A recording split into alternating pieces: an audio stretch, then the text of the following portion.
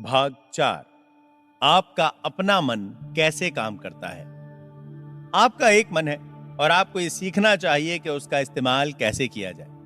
आपके मन के दो स्तर हैं, चेतन या विवेक युक्त स्तर और अवचेतन या विवेक रहित स्तर। आप चेतन मन में सोचते हैं और जो अपनी आदत के अनुकूल सोचते हैं वो आपके भीतर के अवचेतन में डूब जाता है और आपके विचारों की प्रवृत्ति के अनुरूप रचना करता है। आपका अवचेतन मन आपकी भावनाओं का धरातल है और यही रचनात्मक मन है। यदि आप अच्छा सोचते हैं तो शुभ इच्छा आएगी, यदि आप बुरा सोचते हैं तो बुराई आएगी। इसी प्रकार आपका मन काम करता है। याद रखने की महत्वपूर्ण बात यह है कि एक बार अवचेतन मन एक विचार को स्वीकार कर लेता है तो उस पर काम करना शुरू कर देता है। यह दिलचस्प और गूढ़ सत्य है कि अवचेतन मन का नियम अच्छे और बुरे दोनों विचारों पर समान रूप से काम करता है। यह नियम नकारात्मक ढंग से प्रयोग किया जाता है तो उसका परिणाम असफलता, निराशा और दुख होता है। और जब आपके विचार प्रेमपूर्ण एवं सौहार्दपूर्ण तथा रचनात्मक होते हैं तो आपको स्वस्थ व सफल जीवन और खुशहाली मिलती है। जब आप सही दिशा में सोचना और एहसास करना शुरू कर देंगे तो मन की शांति और स्वस्थ जीवन मिलेगा। जो कुछ आप मन और वचन से सच मानेंगे, आपका अवचेतन मन उसे स्वीकार करके उसे आपके अनुभव में ला देगा। आप उसका अनुभव करेंगे। आपके लिए केवल यह जरूरी है कि आपका अवचेतन मन आपके विचारों को स्वीकार कर ले। आपके अपने अवचेतन मन का नियम ही आपके लिए अच्छा स्वास्थ्य, शांति अथवा जो पद आप प्राप्त करना चाहते हैं वो आपके सामने प्रस्तुत कर देगा। आप आदेश या निर्णय देते हैं और आपका अवचेतन मन वो विचार जो उसे दिया गया है आपके सामने पूरी निष्ठा से प्रस्तुत कर देगा। आपके मन का नियम यह है, आपको अपने अवचेतन मन से उन विचारों या चिंतन का प्रतिरूप या प्रतिफल मिलेगा जो आप अपने चेतन मन में रखते हैं। मनोवैज्ञानिकों और मनोचिकित्सकों ने साबित किया है कि जब विचार आपके अवचेतन मन को प्रेषित किए जाते हैं, उनकी छाप मस्तिष्क के पटल पर आ जाती है। जैसे ही आपका अवचेतन मन किसी विचार को स्वीकार करता है, वो तुरंत उसे मूर्तिमान करना शुरू कर देता है। वो विचारों से मिलकर काम करता है और आपके उस ज्ञान का पूरा प्रयोग करता है जो आपने जीवन भर एकत्र किया है। वो इसके लिए आपके भीतर मौजूद अनंत शक्ति, ऊर्जा और विवेक का प्रयोग करता है। वो अपना काम कराने के लिए प्रकृति के सभी सिद्धांतों को प्रयोग में लेता है। कभी कभी वो अपनी समस्याओं का समाधान तुरंत कर देता है, किंतु कभी ऐसा भी होता है कि उसे काम पूरा करने में कुछ दिन, कुछ सप्ताह या और भी देर हो सकती है, किंतु वो काम करके ही रहता है। आपको यह याद रखना चाहिए कि ये दोनों अलग अलग मन नहीं है। ये केवल दो क्षेत्र हैं जिनका कार्यकलाप अलग है, लेकिन मन एक ही है। आपका चेतन मन विवेकशील है, अर्थात हर चीज का कारण जानना चाहता है। यही क्षेत्र है जो अपनी चाहत का चुनाव करता है। उदाहरण के लिए आप पुस्तक चुनते हैं, अपना घर चुनते हैं और अपना जीवन साथी चुनते हैं। आप सारे तर्क वितर्क चेतन मन से करते हैं। दूसरी ओर आपके किसी प्रयास के बगैर आपका हृदय स्वतः धड़कता रहता है और पाचन क्रिया, रक्त प्रवाह और सांस बराबर चलता रहता है। यह सब आपका अवचेतन मन एक स्वतंत्र प्रक्रिया के माध्यम से चलाए रखता है, जिस पर आपके चेतन मन का कोई नियंत्रण नहीं होता। आपका अवचेतन मन वो सब स्वीकार कर लेता है जिसकी छाप उस पर पड़ती है, या वो जिस पर आप विश्वास करते हैं। वो चेतन मन की तरह कारण या प्रश्न नहीं पूछता, नहीं आपसे कोई तर्क करता है। वो मिट्टी की तरह है जो सभी प्रकार के बीज को स्वीकार कर लेता है। अच्छा हो या बुरा, उसे कोई फर्क नहीं पड़ता। आपके विचार हमेशा सक्रिय रहते हैं। हो सकता है उन बीजों में आपकी पसंद जुड़ी हो। नकारात्मक व विध्वंसात्मक विचार आपके अवचेतन मन में लगातार नकारात्मक रूप में काम करते रहते हैं और एक समय के बाद आपके अनुभवों में दिखाई देने लगेंगे। आप बुरे कामों में फंस जाते हैं। याद रखें, आपका अवचेतन मन ये नहीं बताता कि आपके विचार अच्छे हैं या बुरे, सच्चे हैं या झूठे। उसका ये काम नहीं है। वो तो जो आप लाते हो, अर्थात जो विचार या सुझाव आप स्वीकार करते हैं या चुनते हैं, उसे स्वीकार कर अपना काम शुरू कर देता है। उदाहरण के लिए, यदि आप अपने होशो हवास में कुछ अच्छा या सही सोचते हो लेकिन वो झूठा है, तो भी आपका अवचेतन मन उसे सही मानकर स्वीकार कर लेगा और उसी के अनुसार काम करेगा, क्योंकि आपके चेतन मन ने उसे सही माना है। मनोवैज्ञानिकों और अन्य लोगों की ओर से अनेक परीक्षणों में यह पाया गया है कि आदमी हिप्नोटिक स्टेज या सुषुप्तावस्था में चुनाव और तुलना, जो कि एक आवश्यक तार्किक प्रक्रिया है, नहीं कर पाता। उसमें वो क्षमता नहीं होती। परीक्षणों में यह बार बार स्पष्ट हुआ है कि आपका अवचेतन मन कोई भी सुझाव स्वीकार करेगा, चाहे वो झूठा ही क्यों ना हो। एक बार स्वीकार करने के बाद वो सुझाव के अनुकूल ही काम करेगा। आपका अवचेतन मन आपका सुझाव कितनी आसानी से स्वीकार कर लेता है, इसका एक दिलचस्प उदाहरण मनोविज्ञान में हिप्नोटिक स्लीप या सुषुप्तावस्था है, जिसमें एक मनोवैज्ञानिक अपने एक रोगी को सुझाव देता है कि वो नेपोलियन बोनापार्ट है या वो बिल्ली या कुत्ता है। वो व्यक्ति उन्हीं के अनुकूल व्यवहार करने लगेगा। उसका व्यक्तित्व कुछ समय के लिए बदल जाएगा। वो उसी पर विश्वास करेगा जो उसका डॉक्टर कह रहा है। एक दक्ष मनोचिकित्सक अपने एक छात्र को हिप्नोटिक स्लीप यानी अर्ध मूर्छावस्था में ले जाकर उससे कहे कि उसकी कमर में दर्द हो रहा है, दूसरे छात्र से कहे कि उसकी नाक से खून बह रहा है, तीसरे से कहे कि वो संगमरमर की मूर्ति है, चौथे से कहे कि आप सर्दी से कांप रहे हो, टेम्परेचर 0 से नीचे है।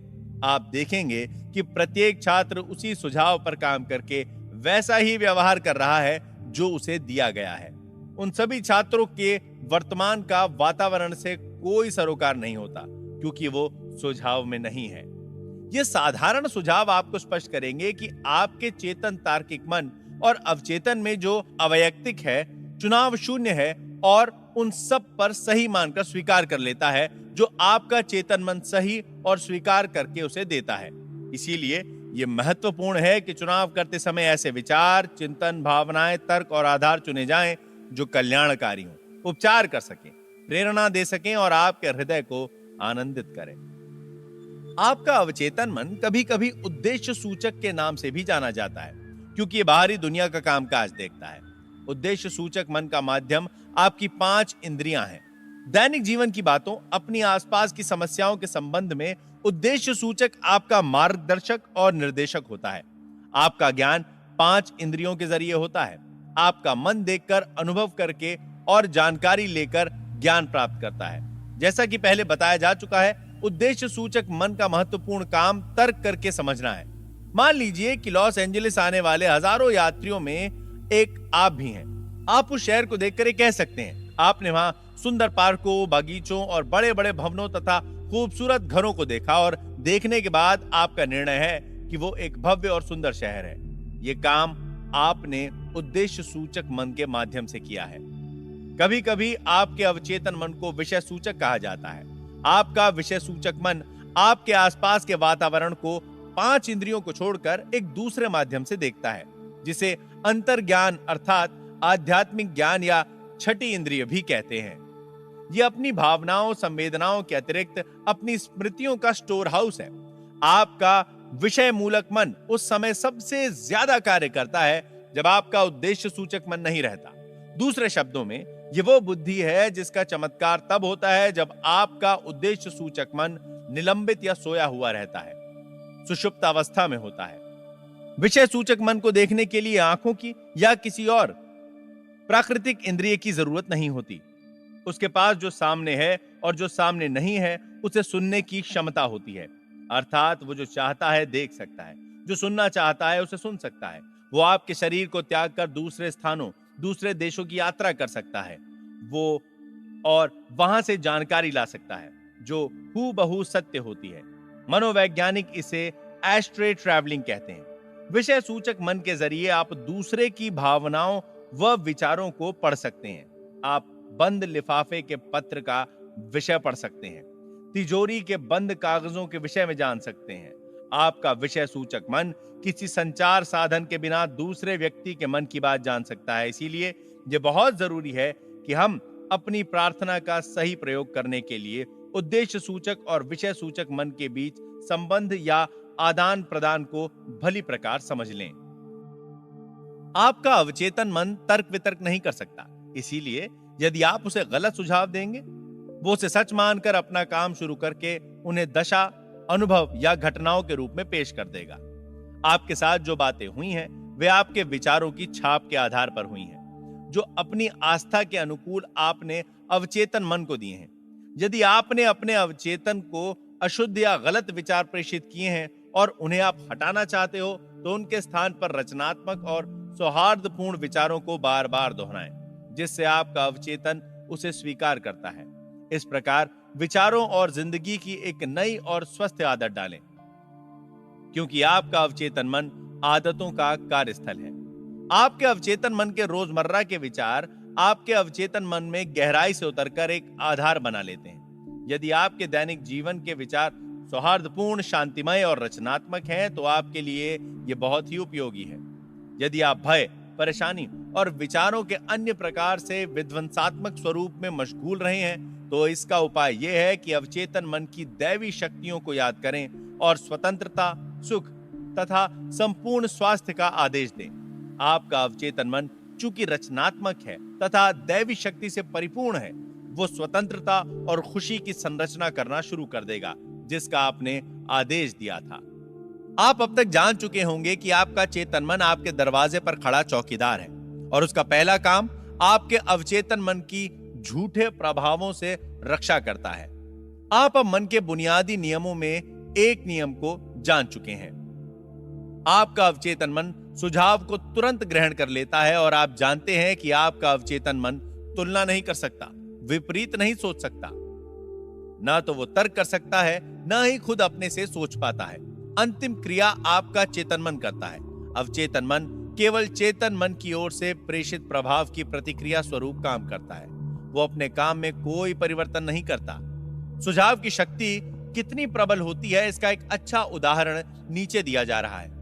मान ले कि आप पानी के जहाज में यात्रा कर रहे हैं। आपको डॉक पर एक डरपोक जैसा दिखने वाला यात्री दिखाई देता है। आप उससे कहते हैं, लगता है आप बीमार हो, आपका चेहरा पीला जर्द हो गया है। मुझे डर है कहीं आपको सी सिकनेस ना हो जाए। चलिए मैं आपको आपके केबिन तक पहुंचा देता हूं। यात्री सचमुच में पीला पड़ने लगता है।